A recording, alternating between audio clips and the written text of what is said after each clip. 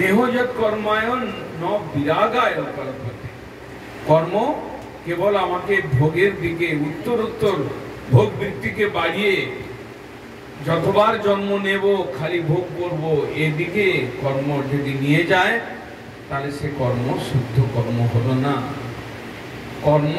কর্মের বাস্তব ফল যদি আপনি শুদ্ধভাবে করেন তা আপনাকে বৈরাগ্যের দিকে নিয়ে যাবে। আমি যদৃচ্ছা লাভ সন্তুষ্ট দ্বন্দ্বাতীত বিমোৎসব। গীতায়, ভগবত গীতায় কৃষ্ণ বলছেন, হে অর্জুন, কর্মফলে যা আসে তাতে সন্তুষ্ট থাক, সুখ দুঃখের দ্বন্দ্বের মধ্যে পড়ো না, মৎসরতা ধর্মের মধ্যে যেও না। অন্যের ভালোটা দেখলে তোমার দুঃখ হয়, জ্বালা হয়, এর মধ্যে যেও না।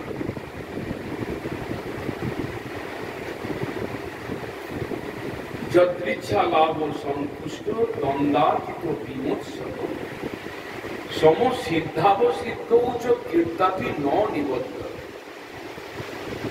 যদি সিদ্ধ কার্য সিদ্ধি হয় সেই যে বিরাট আনন্দ, আর যদি কার্য সিদ্ধি না হয় বিরাট দুঃখ। এই সুখ দুঃখের মধ্যে পড়ো না, সমান থাকো। সম সুখ দুঃখ উচ্চ।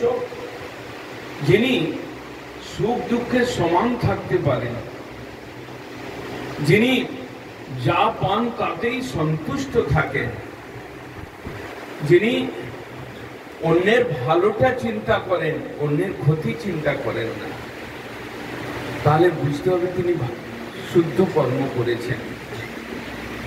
তার উপরে আরেক স্টেপ এগিয়ে ভাগবত বলছেন, দেবহূতি বলছেন, ন বিরাগায় কল্পতে ন তীর্থ পদ সেবা ওই জীবন নপি মৃত। সেই বৈরাগ্য আসার পরে যদি কারো কর্ম তাকে ভগবানেতে মতি উৎপন্ন করায়, যদি ভগবানের প্রতি শ্রদ্ধা না জাগায়, যদি ভগবানকে জানবার ইচ্ছা না হয়, যদি ভগবানের ভজন করতে ব্রতী না হয়, তাহলে বুঝতে হবে যে কর্মের শেষ ফল, কর্মের চরম ফল সে পেল না, তার মানে কর্ম শুদ্ধ হল না। যিনি শুদ্ধভাবে কর্ম করেন, স্বার্থহীন হয়ে কর্ম করেন, যিনি কর্মের দ্বারা কর্মের ফলটা নিজে পুরোপুরি ভোগ করেন না, অন্যকে দেন, ভগবানকে দেন, সেই কর্মের কথা বেদে ভাগবতে বলা হয়েছে। আজকের যে কর্ম অশুদ্ধ কর্ম, তাই আমরা দুঃখী। আমরা সুখের গন্ধ পেয়েও আমরা সুখ থেকে বঞ্চিত হচ্ছি, অথবা আমরা অর্থ, বাড়ি গাড়ির থেকেও আমরা দুঃখী, কারণ আমরা বাস্তবে শুদ্ধ কর্ম করি নাই। যিনি বেদ বিহিত কর্ম করেন, যিনি নিজের স্বার্থের জন্য শুধু নয় অন্যের সুখ দেওয়ার জন্য কর্ম করেন, যিনি অন্যের প্রতি দয়া ধর্ম বজায় রাখেন, যিনি সুখ দুঃখে সমান থাকেন, যিনি নিজের সুখটা অন্যের সঙ্গে সাজা করেন, অন্যকেও সেই সুখে সাহায্য করেন, এইরকম ব্যক্তি শুদ্ধ কর্ম করে ধীরে ধীরে তিনি ভগবানের ভজনের দিকে এগিয়ে যেতে পারেন। আমরা মনুষ্য জন্ম পেয়েছি,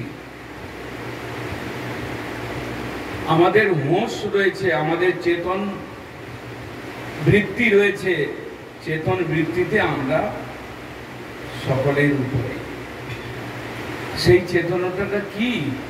সেই চেতনাটা আমি কি করে অন্য প্রাণীকে মারব, আমি কি করে অন্যকে কষ্ট দিয়ে নিজে সুখ ভোগ করব, এটার নাম চেতনতা নয়।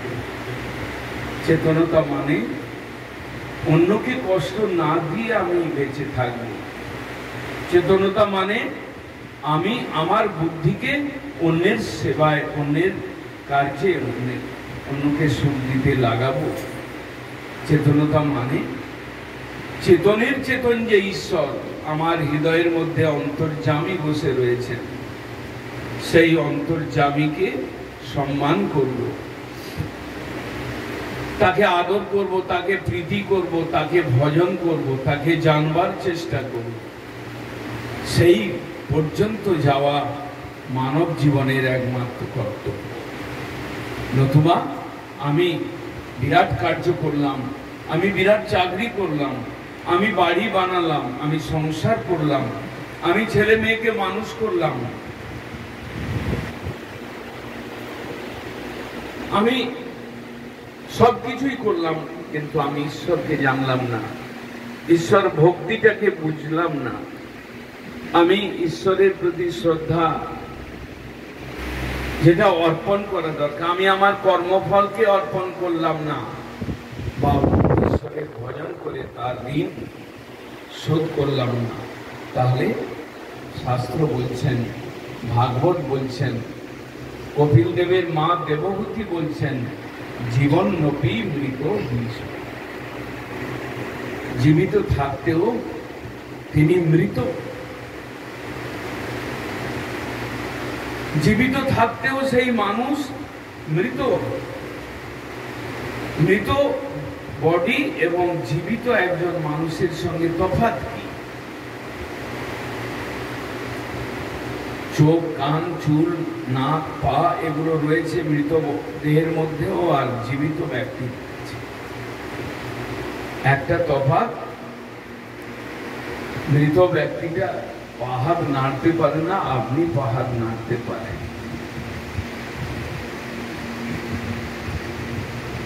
এই আপনার সঙ্গে তফাৎ। তার দেহের মধ্যে সমস্ত পার্টস গুলো রয়েছে যা আপনার মধ্যে রয়েছে, কিন্তু অচল একটা সচল। অচলটা কিভাবে হই আমরা? যখন চল বস্তু থেকে আমি পৃথক হই, ভগবান চেতন সত্তা তিনি যখন আমার শরীর থেকে বেরিয়ে যান, তখন আমি অচল হয়ে যাই। সেই যে ঈশ্বর, যার অবস্থানের জন্য আমি সুন্দর, যিনি আমার ভেতরে রয়েছেন বলে আমি সুন্দর, যিনি আমার ভেতরে রয়েছেন বলে আমি চেতন, আমি খাই, পড়ি, দেখি, কর্ম করি,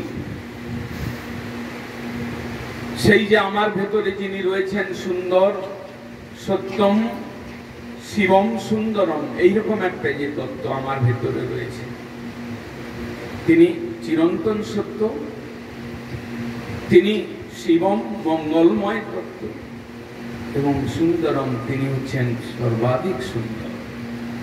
সেই যে সত্যম শিবম সুন্দরম, এই তত্ত্বকে আপনি যদি ছেড়ে দেন জীবিত কালে, জীবিত থাকা কালে আপনি যদি সেই তত্ত্বকে ভালো না বাসেন, ভজন না করেন, চেতন সত্তায় আপনি থাকতে থাকতে আপনি সেই তত্ত্বকে সম্মান প্রদর্শন না করেন, তাহলে শাস্ত্র বলছেন জীবন নবী মৃত। আপনি জীবিত থাকতেও শাস্ত্রে উন্নত বলেছেন, শাস্ত্রে উন্নত বলেছেন, যিনি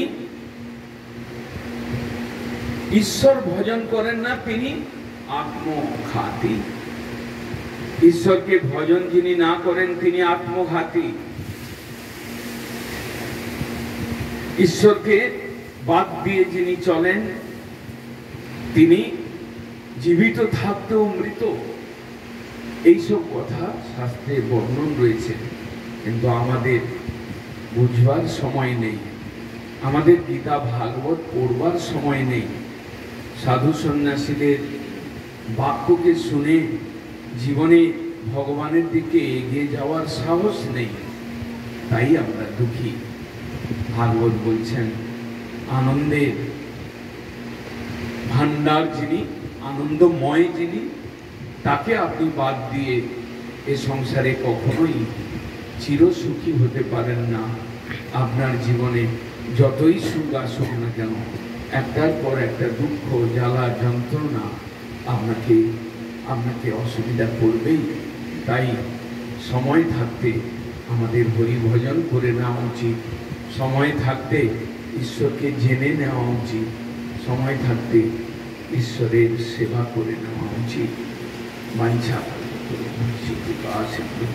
গৌর প্রেমানন্দে হরি হরি হরি বল।